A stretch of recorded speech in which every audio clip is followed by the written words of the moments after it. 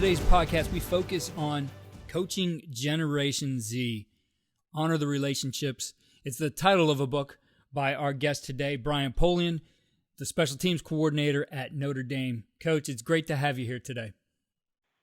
Thank you so much. I appreciate the opportunity to be with you. And I want to thank you for, number one, taking the time to do not one, but two sessions at Lawrence First and Goal. You knocked it out of the park with both of those, and it was such an incredible cause. We're really excited to have you as a part of that. Well, what a great cause. And I really didn't know much about it until I was asked. And when I did a little bit of research, not only was I excited to do it, I was honored to do it. And you know, hopefully the camp can get back up online, and we'll be able to take back off. And you know, what we're going to talk about today, as I mentioned, is the topic of a book that you just published, available on Amazon and on Coach's Choice. And that was I think your second topic. You did focus on special teams and had some great stuff there too. And we'll have to get you on another time and talk about special teams. But I think this one is so important to everybody out there who coaches. And we're going to dig into that. Before we do it, though, since this is a first time for you being on the podcast, I do want to talk a little bit about your background and how you got into coaching. And I know you grew up, obviously, in a football family with everything that your father was doing. But, you know, for you, what was it that made you want to become a football coach? Well, I appreciate you mentioning my dad. My dad, Bill Polian, is in the Pro Football Hall of Fame and a Super Bowl champion and an NFL executive for over 30 years. But what a lot of people don't know is that my father started as a high school history teacher and a football and baseball coach. And my dad's passion was working with young people and being a teacher and a coach. And he passed that down to me. He ended up in personnel almost by accident. And obviously his journey has been an incredible one and offered me great opportunities and experiences as a young person. But, I think sometimes I believe I'm living out his dream right now by coaching at Notre Dame. My passion for the profession began as a high schooler, and I would work in the Bills training camps in Fredonia, New York, and worked as an equipment guy, a ball boy essentially, but I watched Marv Levy up close and personal, and I watched the way that he interacted with those teams: Jim Kelly, Thurman Thomas, Bruce Smith, Cornelius Bennett, Steve Tasker, Pete Metzelaars. I mean, those are the guys that I grew up around. And I watched Marv and the way that he led that team and the way that he saw them through such adversity and the way they reacted to him, and other coaches like Elijah Pitts and Don Lawrence and Walt Corey. And there were so many great coaches on that staff, Bruce DeHaven. And I really, at the age of 16, said, that's what I want to do. Ultimately, I have not gone into professional football because I have found the relationships that we build with college kids and the impact that we can have on their lives has been, for me, to this point in my career, the most rewarding. That's not to say that at some point I won't try pro football, but to this point, 24 years in, I've really enjoyed the college experience and have just, it's been my life's work. And I don't know if I'm simple or lucky or a combination of both, but from the age of 16, I knew what I wanted to do, and I have followed that path ever since, and it's been incredible. Yeah, not many guys come on here and say it was, at 16 where they decided that. Some of them will say, sometime in college. But the focus from there, as you got into college, and I know you went to John Carroll University here in the Cleveland area, and I had told you, when we were talking prior to Lawrence First and Goal, that we had crossed paths at some point when we were much younger. But that carrying that through, there's a lot of things that are distractions, especially as you get into college, and there's, you can look at all kinds of different things. For you, what was it that I guess kept you on that track, and I guess maybe some of those lessons along the way that solidify that, yeah, this is the path for me? Well, it was the reward of the relationships with the student athletes, knowing that you could still have an effect. I think often if you get for lack of a better term, knucklehead, if you're dealing with a knucklehead in pro football, they're often going to stay knuckleheads. In my experience, a bad guy doesn't become a good guy when you give him $20 million. It usually gets worse. Whereas I think in college football, my experience is that you see guys come from different backgrounds. You guys have different challenges. But I also think in college age, they're more open to help. They're more open to seeking advice and counsel, and you can literally help change lives. And for that matter, at a place like Notre Dame, to recruit somebody to Notre Dame and help them graduate from here, there are guys that come here that they're the first ones in their families to go to college and then graduate from Notre Dame. Not only does it change their lives, the lives of their children. And to be a small part of that is just so incredibly rewarding. Now, I'm like everybody else. I mean, I was chasing early in my career, how do I get to the Power Five? How do I make more money? How do I get people to know who I am and recognize what I'm doing? But through all of that and through all of those flawed views of what the profession is really about, it was always the relationships that brought me back to why, this is why we do what we do. And, that only gets more solidified the longer I go in my career. Something that's come up in a lot here in the last several weeks is I've been able to get involved in a great cause like Lauren's, and we all sat back and realized, when we finished that thing, John Luce and Marianne and some of the other people, and a lot of coaches who even were a part of it and had talked to me about this, is that of all the challenges we've had here in the last year in the shutdown, that there's been a lot of things that good that came out of it that probably, nobody would have slowed down for, nobody would have looked at things differently. We've been forced to do that. And so there's been a lot of positive that came out of it. And that, the beginning of your talk, you kind of shared as, for you, it led to a time where you could write this book. Yes, it actually led to some self-reflection first. For the people listening to us that don't know, I was the head coach at the University of Nevada, Reno for 4 years. Went to 2 bowl games in 4 years, but ultimately the university decided to make a change, and that's hard. That's hard for anybody to hear, hey, we want to go in another direction. But it took some time to get over the emotional hurt of that. And then the opportunity that the pandemic and being sequestered in our homes essentially provided was a chance to take some self-reflection and self-stock and say, okay, here I am at this point in my career. What am I proud of? What am I not proud of? Where did I make mistakes? What do I need to do better?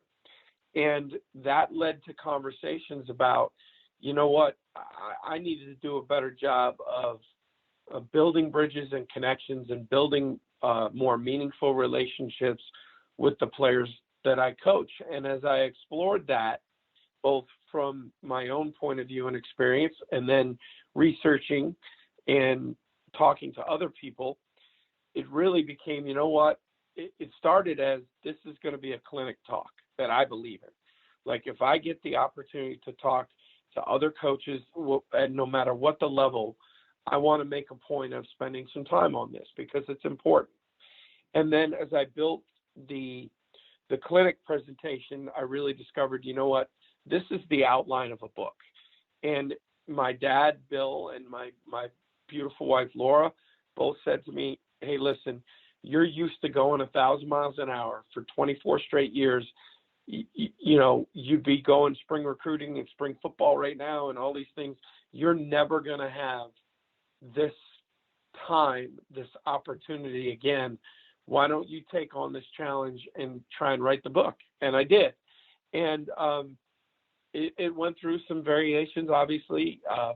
Every real writer will tell you, and I'm not a real writer, that, you know, anybody says, boy, I really enjoy writing, they're lying to you. What we enjoy saying is, I've written something, but the process itself is difficult. But there was an opportunity here to do this. I felt like it was important, and I felt like it could help, especially young coaches. So we went through with it and found a partner at Coach's Choice, and Jim Peterson, who my publisher, who said, not only do I want to do this with you, I think it's important. And we were able to produce the book, and it's something that I'm very proud of, but I also believe is worth you know, the time for people who work with Gen Z. I know one of the things you started your talk off with was just a short quote that I think encapsulates a lot of this. That it's, you have to honor the relationship before you can honor the task. What does that quote mean to you, and how did that frame out this whole work for you? Well, it was incredible. Coach Kelly and I were sitting in the headmaster's office, Alex Zacharia, at an all-boys school, I believe St. Joseph's in Worcester, Mass. And Coach Kelly said to him, hey, you're in charge of a school that has 1,000 boys, that grades 9 through 12.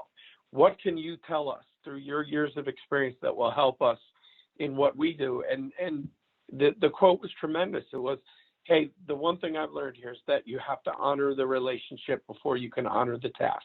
And a light bulb went off for me. It encapsulated everything that I had been feeling and think about in one sentence. And it kind of became the jumping off point for all these things that I wanted to explore.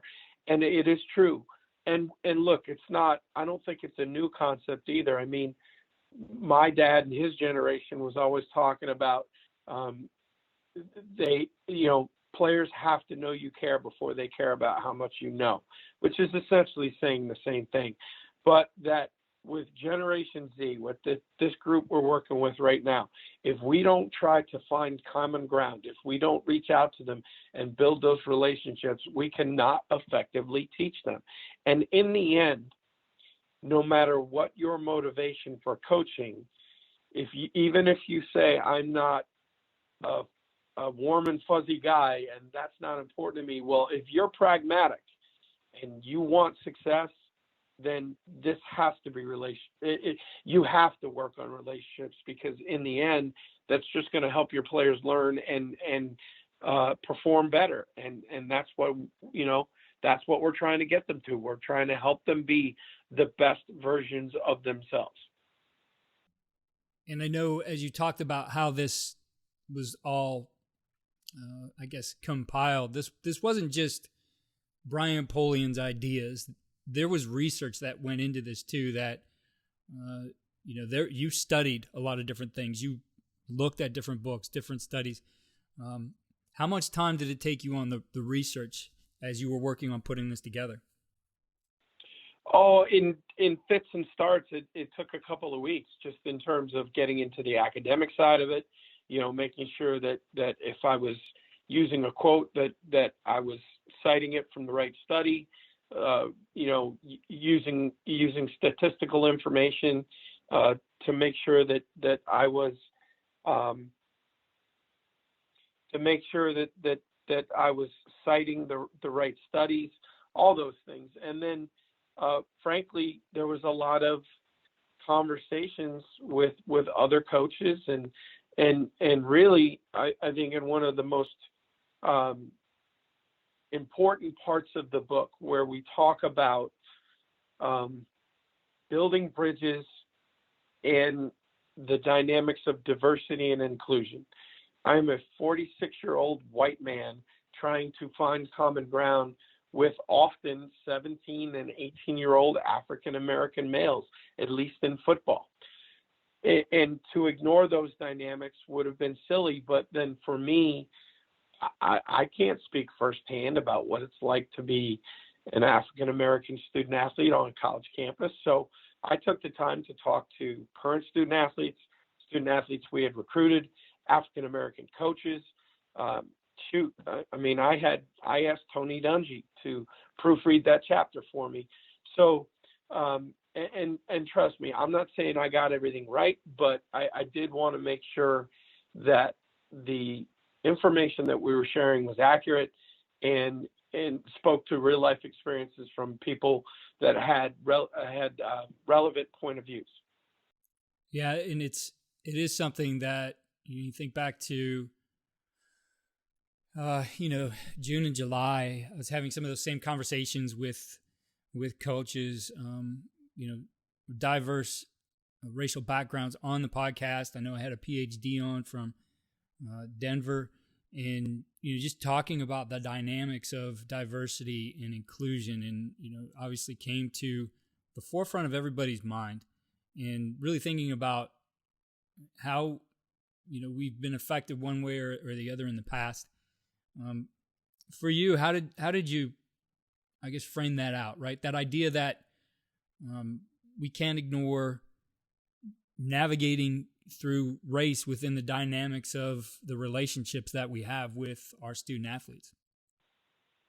Well, the first thing was I was actually discouraged by some people around me. Don't step into this. Like, race is the third rail, and if you screw this up, it can hurt your career. But to write a book on relationships in coaching and ignore that would be disingenuous. The reality of it is, an entire book could be written about that topic, and probably is, and I'm just ignorant to it.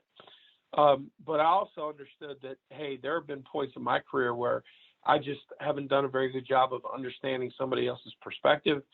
There are times that I did not choose my words wisely and didn't understand the effect of them. And I just felt like if I was going to do this, I had to be real about it and had to try. And I'm not telling you I got it perfectly right, but what I did do was lean on the experiences of others and say, okay, tell me where coaches can do better. Tell me where we don't reach an understanding. And I'll give you a great example. I had one young man tell me, Coach, when I hear somebody say, I don't see color, he said, I think it's a total cop-out. It's fake. It's disingenuous. When I hear that, I hear somebody saying, this is a sensitive topic and I'm not comfortable with it. He said, the reality of it is, if we're going to recognize people as individuals, and by recognizing people as individuals, what makes them unique, we are valuing them. We are saying, I see what makes you different. To ignore race in that is to ignore what makes somebody unique, what makes them an individual. It's like ignoring gender or ignoring ethnicity or any other distinguishing factor about somebody's upbringing and their life experience. To say I don't recognize that is to not recognize them completely as an individual. And I had never thought about that. And to say to a person, talk to me, tell me about your life experience and what's different for you. That helps me understand that person. And in the end, when I'm working with a young person, the best understanding I can reach, the better the relationship and the more ability I have to try and find common ground. I know you offer some advice in those regards in what we can do as coaches. What are some tips you have for coaches in being able to, again, navigate that in the relationships you develop with your student athletes? Well, I mean, the first thing is we have to be interested in their lives. I think a lot of coaches mistake sharing what's going on in their own lives as building relationships. A relationship is a two-way street. So just by sitting down with a young person and saying, hey, listen about what my wife's doing, let me tell you about my kids, that's not a two-way street. And so saying, hey, tell me about where you're from. Tell me about your upbringing. Who's most influential in your life? and just simply being an intentional listener and being invested in the details of our student athletes' lives. That's first. And then you're trying to understand, I had one young man I recruited at the University of Nevada say, Coach, I was never used to being around white men in my life. I mean, I didn't have, any white men in my neighborhood that were involved in my life, so even that dynamic took some time to adjust. I would have never thought about that. So I think just listening and understanding where guys are from and what their challenges and what, the things that they've excelled at, what has their journey been like before they get to you and you guys begin building a relationship. Then how can we help through transition? I mean, when a young person leaves home and goes to college, or a young person leaves middle school or junior high and enters high school, that transition is different for everybody. And I think we often assume that it should be seamless. I used to think, hey, I'm bringing these kids to this beautiful campus. This should be easy, man. Life is great here.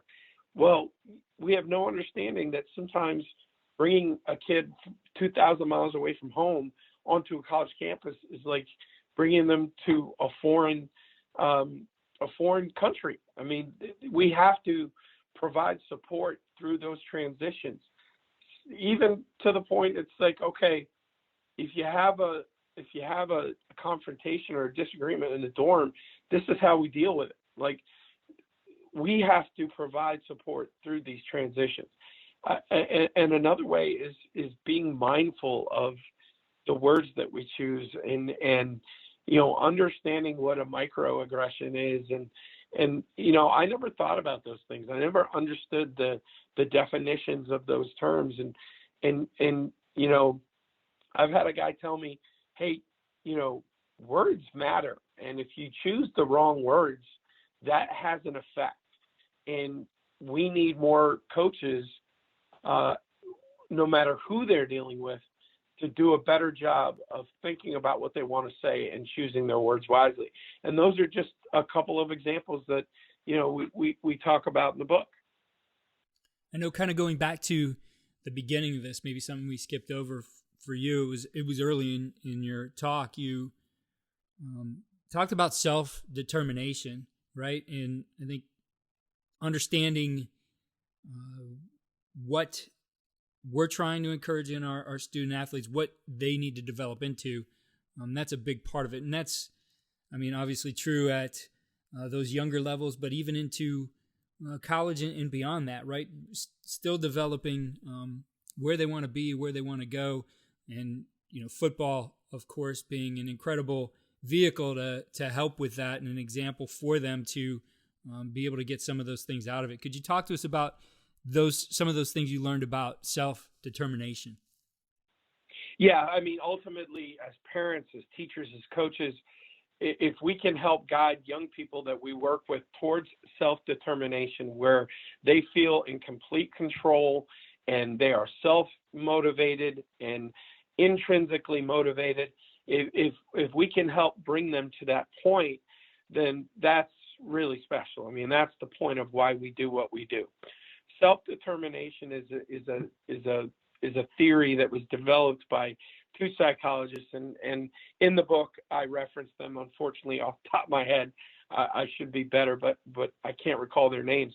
But the theory is that we reach a point where we are really self-motivated and intrinsically motivated, and in order to reach that, any person, in order to reach self-determination, needs competency. They need to know that they have the tools to achieve what they're trying to achieve.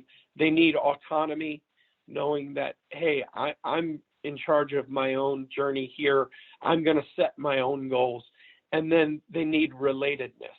And that's what I focused on, right? The relationship part of it, that in order for a young person to reach self-determination, they need to feel a part of something greater than themselves. They need to know that there's connection with other people around them. And that's kind of, as coaches, that car, right? The competency, the autonomy, the relatedness. We want to help them drive that car.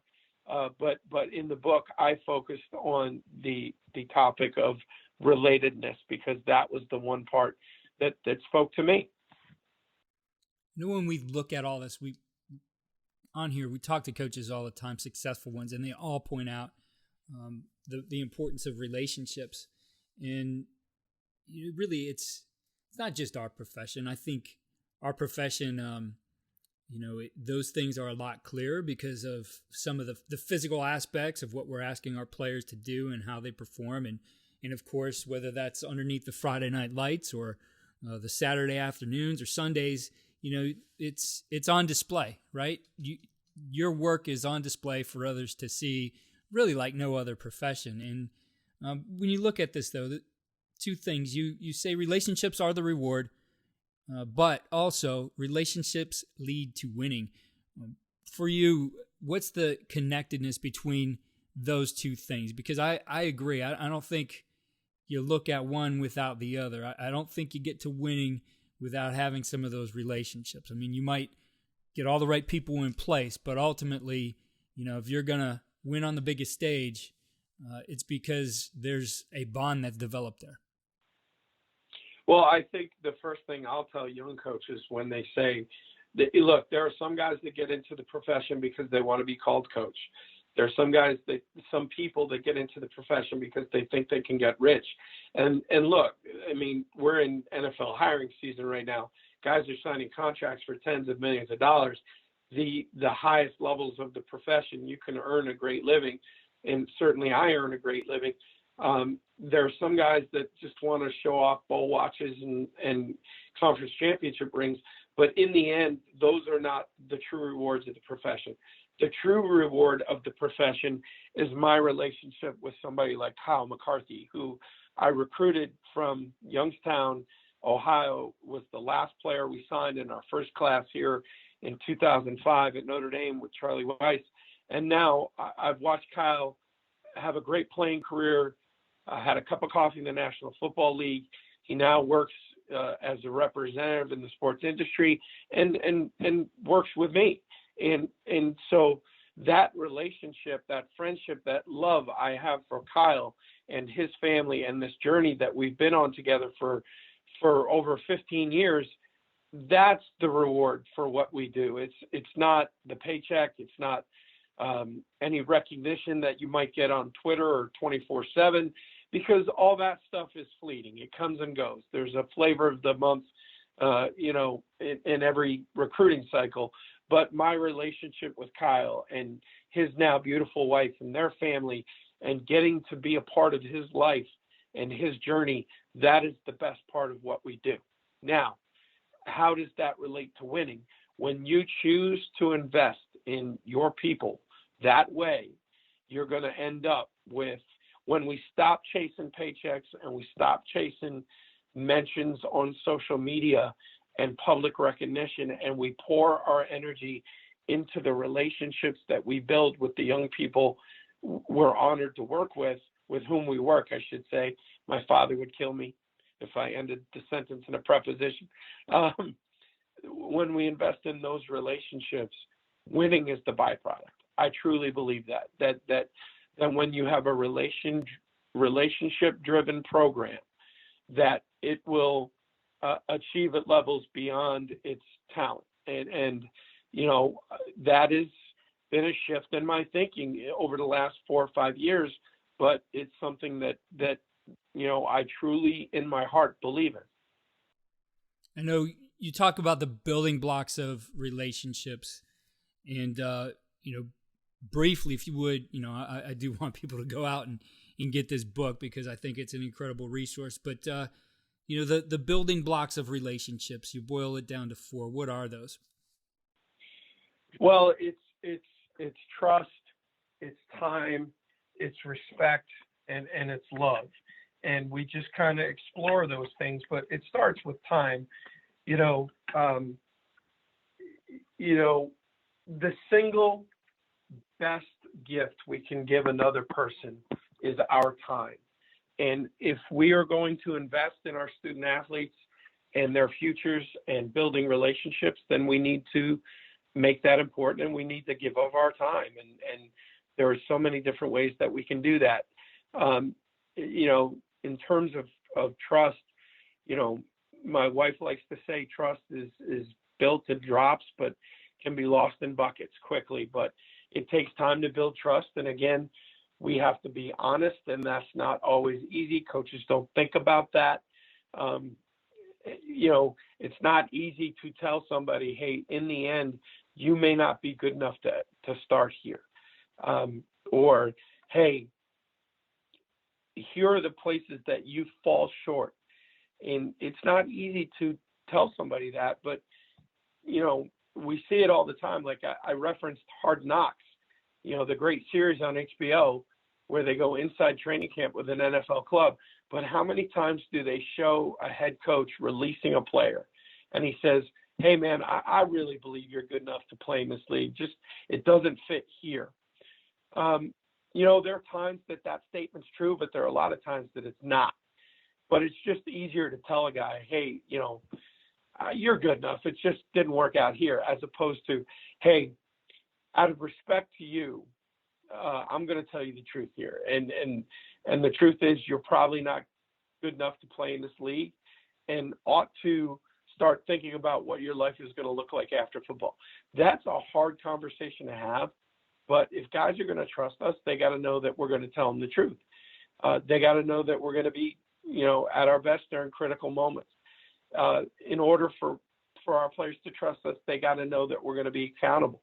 I reference a time when Andy Reid got up and began a press conference by saying, hey, listen, I didn't do my job today. I did not have our team ready to play. And when his players see him open a press conference that way publicly, they're going to develop trust in him because they know he's going to hold himself accountable.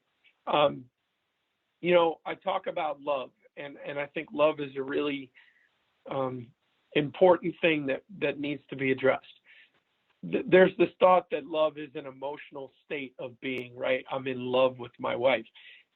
Love is that's one description, but love, it does not have to have a romantic connotation. The way I look at love, especially as it relates to player-coach relationship, is that if I dedicate myself to serving our players, I'm exhibiting my love for them, that I'm showing them, hey, I'm here to serve you. How can I make you better? Even if it's taking a 5-star player and turning it into a draft pick and being a part of his development, or taking the last player on the roster and helping that person find some role to help our team win. If I'm serving these student athletes, I'm showing them that I love them. And I think when we can do that as coaches and then develop a culture within our program where they serve one another and the team loves one another, I think you can really help them develop beyond what they think is possible. I know you mentioned time as being a big part of this, and you outlined some ways to build relationships. And I did catch this portion of yours the other day, and it made me think of some things, made me think back in my career as a young head coach at the high school level.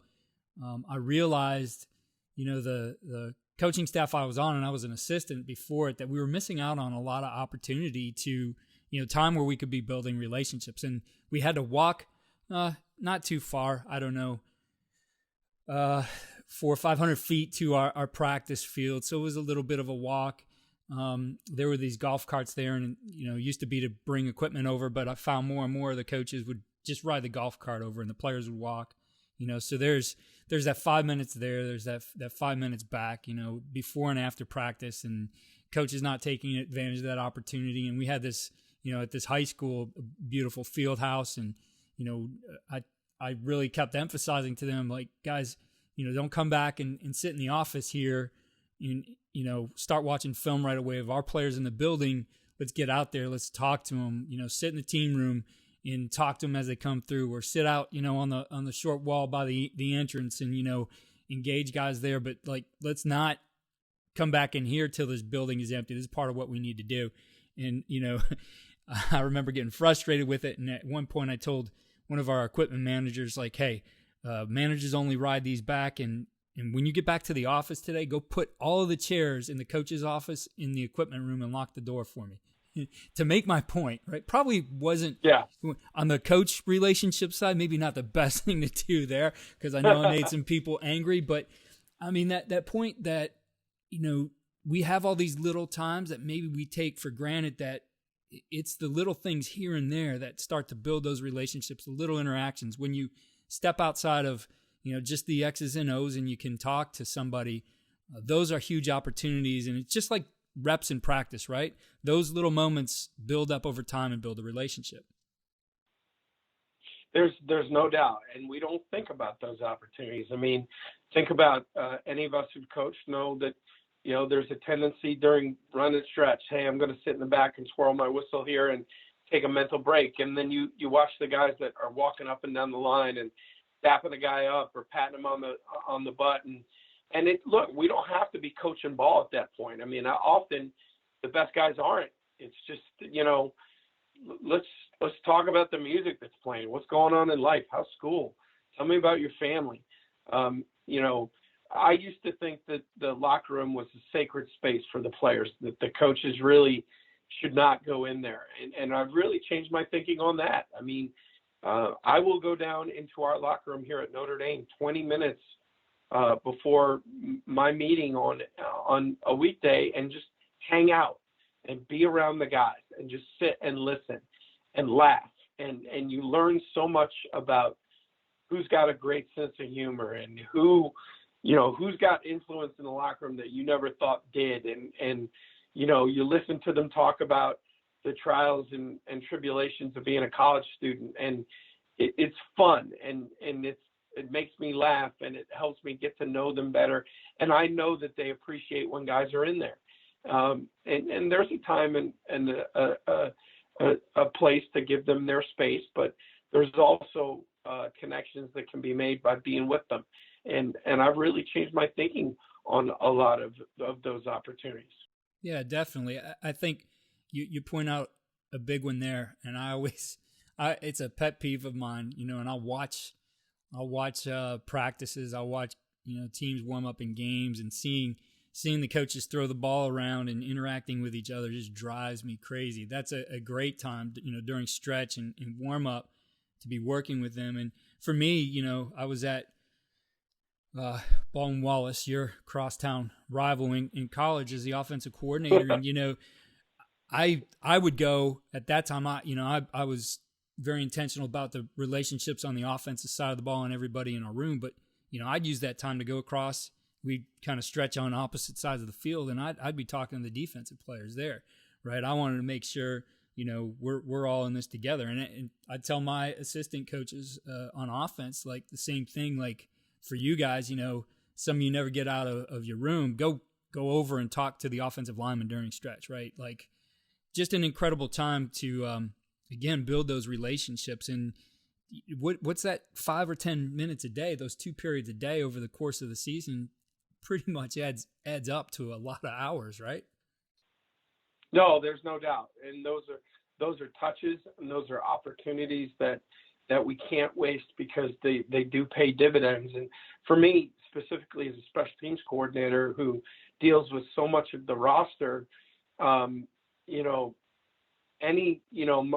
want to develop relationships all across the team, and to get to know the offensive linemen or the quarterbacks who I may not deal with a ton in my meeting room, those are culture builders. Those are chances to keep reaffirming the head coach's message to the team, keep delivering it, keep getting to know guys. And really what you find is that when I look back on experiences at schools and programs, we're always going to remember the moments on the field, but it's the stuff that nobody sees. It's the going into the locker room down here, and we have a Nerf hoop in there, and hitting a 20-foot shot and walking away and having the players laugh, and it's the Chris Fink writing the question of the board up on the whiteboard. Do you call it stuffing or do you call it dressing? And how that opens conversations and kidding, and just that's the stuff that you miss and remember. And I remember my dad talking about what he misses most since his retirement.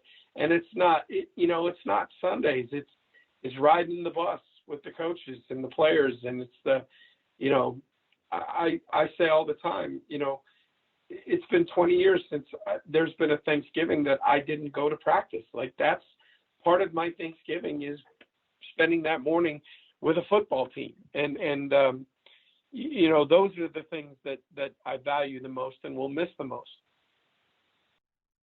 A big portion of relationships are understanding how to give and receive feedback. It's a big part of our profession. We need to be giving feedback constantly. And you share a portion of that. Can you, I guess, give us some of the best tips of giving feedback? Yes, giving feedback is a skill, and it is something that can be practiced. And it's so vitally important. First of all, it's the number one tool we have in teaching, because we can give it immediately. We can give it. It doesn't cost us anything. It's available in endless amounts. So it's so important that we develop the skill as teachers to giving feedback. I also think it's important. I think it's important as coaches and teachers, we're able to receive feedback. It makes us more valuable as assistants when head coaches know that they can give us feedback and we'll receive it and act on it. I think it's a sign of humility when we're open to receiving feedback. Like, everybody can get better. So I think that dynamic just in the learning process is really important. There are some great tips about giving feedback. First of all, there's a time and a place. And if it's something serious, I just kind of take the Marv Levy approach that I'm never trying to embarrass somebody in front of their peers. So if it's something that I feel like is going to embarrass a guy, I'm going to do it in private.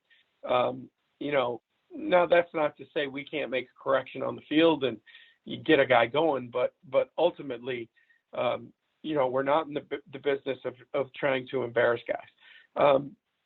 I think not enough people plan out how they're going to give feedback. They don't think about what they're going to say. I know for a fact some guys miss the teachable moment. You can't correct something a week later and expect that it's going to have the same impact as at that moment. Okay, I've just watched this guy make a mistake, either on film or in person on the field. If I'm going to be an effective teacher, I can't miss that teachable moment. Like, hey, stop. We need to address this right now. I think it's really important, especially this day and age. It can never be personal. I think back to Bruce Arians on one of those Hard Knocks deals where he gets up in front of the Arizona Cardinals and says, hey, listen, we're going to correct your football here, but we're not attacking you as a person. If your football's not good enough, I'm going to tell you that. It's really important that we give specific feedback. Hey, you're not playing tough enough. That's not specific. Hey, when you take on this block, you are not engaging, you're not punching, you're not disengaging. It is not physical block destruction.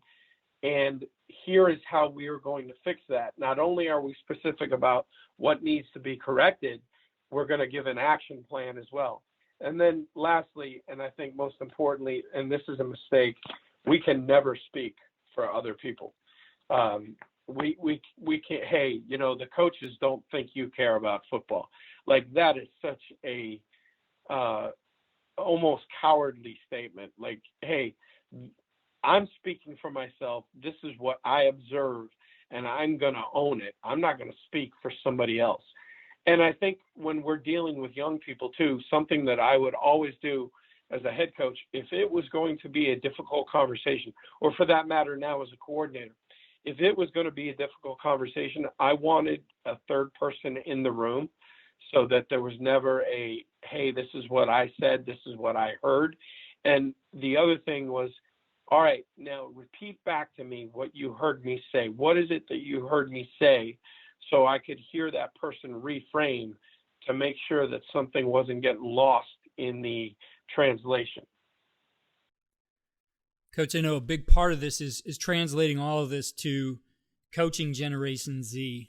You and I were coached, similar age, if not the same age, coached a similar way. I'm sure at some point had some coach grabbing on our face mask or in our face, and a lot different now than it was then. So there's a lot of things we have to approach a little bit differently. What are the keys to coaching this generation? Well, I think for one thing, Generation Z wants interpersonal interaction. Like they want one-on-one conversations. They want as much one-on-one interpersonal relationship as they can get. Now, that doesn't always mean we're sitting across from each other.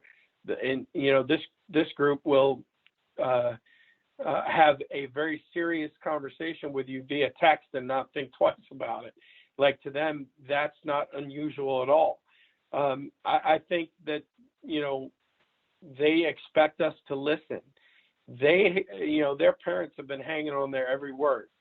If we blow them off and ignore them, they know it, and they'll make it really hard for us to build connections if they don't feel like they're being listened to.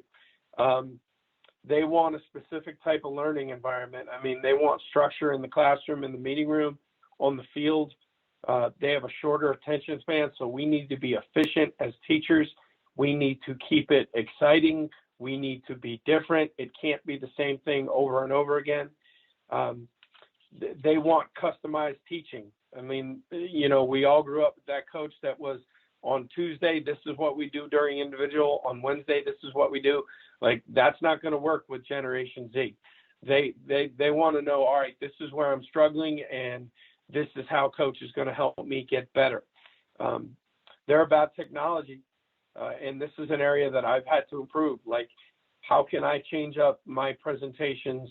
How can I get more well-versed in technology to help keep their attention? And frankly, they just want to have fun. I mean, I used the term, I stole it, and in the book I certainly reference who we lifted it from, but edutainment, like to think that we can just get up there and lecture, right, and just install. And, we've got to find ways to keep it light. We've got to find ways to change it up. I talked to one doctor who talked about students who have ADHD or ADD, these challenges to keep their attention, talked about at one point keeping music on in the background. So there are times in meetings where when the installation is done and now we shift to film review and watching tape, that we'll put music on in the meeting rooms, because in the end, that noise helps the brain of an ADD student. And look, not everybody we're dealing with faces those challenges. They just like listening to the music, but there are others in the room that helps their learning process. And it would have been unthinkable that my father would have ever put music on in a meeting room, or for that matter, the fact that I will let guys get up and walk around, or they can have a squish ball in their hands or a fidget spinner. Like, it's not their job to adjust to me. It's my job to adjust to them. And how can I create a learning environment in this meeting, on this practice field, that helps these guys learn to the best of their ability? That's my job. And we have to be open to different ideas with this generation. Coach, in looking at all you've done here, the self-reflection, the process of writing, which I write a ton, it helps me really solidify my thinking. How did you come out on the other side of this different as a coach? hopefully better. That is my hope. Hopefully more prepared for when I get the opportunity to be a head coach again. Certainly more keenly aware of the people around me, and more able to look at things and say, I can do this better, and I'm going to do this better. And I also think it'll make me a better recruiter as long as I'm in college football. I'm excited about the things that I've learned and the changes that I've made in my own approach. And I also believe that they have made us more productive on the field here at Notre Dame. I've seen it. I've seen the buy-in from our team in terms of just what we're doing in special teams. I've seen the buy-in get better because I've gone out of my way to build better relationships with the people that we're working with. And I'm excited about, I'm hopeful, and I pray that I'll get another chance to be a head coach. And I'm excited to put this approach into action and see how it helps us improve as a football team. And frankly, it's kind of re-energized me in terms of what we do. Coach, for our listeners out there, what's the best way to connect with you? I can be found on Twitter and Instagram, and both handles are at Brian Polian, Polian, which I know is a really creative. Like, I had the people around here say, wow, that was really creative. But fortunately, there are not a lot of Brian Polians out there, so people usually find me. They can find the book on Amazon. It says out of stock, but the reality of it is you order it, they'll send it to you. And also on the publisher's website, coacheschoice.com. I'm very active on the clinic circuit. I'll be speaking virtually on the New York State Coaches Association clinic here in early February. And if anybody reaches out and would find any value in a conversation and email exchange, I'm excited to help, because I remember all the coaches that helped me when I was trying to improve and get better. Yeah, well, Coach, we thank you for what you're doing on the clinic circuit. That's another one we'll be running at coachesclinic.com, the New York State Coaches Association Clinic, and I'll include a link to that in our show notes. They've put together an incredible lineup as well. Your course or clinic that you did will be a course on CoachTube to continue to support Lauren's First and Goal. That link can be found in our show notes or at coachandcoordinator.com. And I highly recommend, for all the clinics that are out there right now, all you can do professionally to develop your understanding of this game, the techniques, the schemes, the X's and O's, don't forget this part of it. Because at the heart of everything we do is people.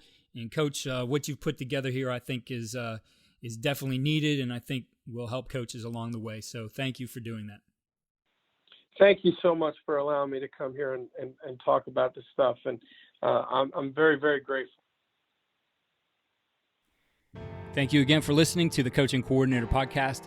Please, if you are enjoying the podcast, head over to iTunes or Spotify and click 5-star for rate. If you have a minute, write a review. It really helps the podcast. Check out our new home for the Coaching Coordinator Podcast. That's at coachandcoordinator.com.